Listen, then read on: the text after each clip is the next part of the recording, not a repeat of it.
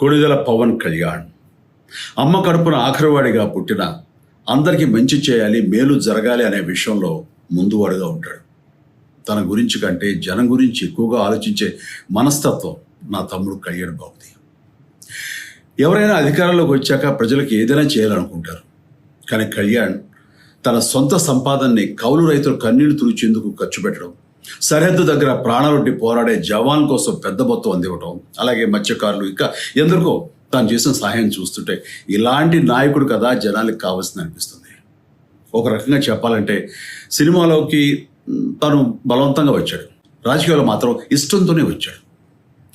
ఏ తల్లికైనా తన కొడుకు కష్టపడుతుంటే గుండె తరుక్కుపోతుంది. అలాగే ఏ అన్నకైనా తన తమ్ముడు అనవసరంగా మాటలు పడుతుంటే బాధ వేస్తుంది. అలా బాధపడుతున్న నా తల్లికి ఈ అన్నయ్యగా ఒక మాట చెప్పాను. నీ కొడుకు ఎంతోమంది తల్లుల కోసం, వాళ్ళ బిడ్డల భవిష్యత్తు కోసం చేసే యుద్ధం అమ్మా ఇది. మన బాధ కంటే అది ఎంతో గొప్పది అన్నాను.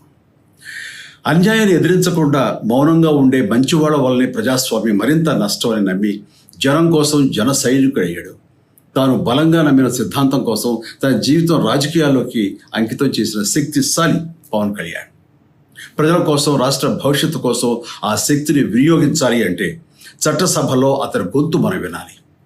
జనమే జయను నమ్మే జనసేనాని ఏమి చేయగలడో చూడాలంటే మీరు పిఠాపురం ప్రజలు కళ్యాణ్ని గెలిపించాలి. మీకు సేవకుడుగా, సైనికుడుగా అండగా నిలబడతాడు. మీకోసం ఏమైనా సరే కలబడతాడు, మీ కళ నిజం చేస్తాడు. పిఠాపురం వాస్తవ్యులకు మీ చిరంజీవి విన్నపం, గాజు గ్లాసు గుర్తుకి మీ ఓటు వేసి పవన్ కళ్యాణ్ని గెలిపించండి. జై హింద్.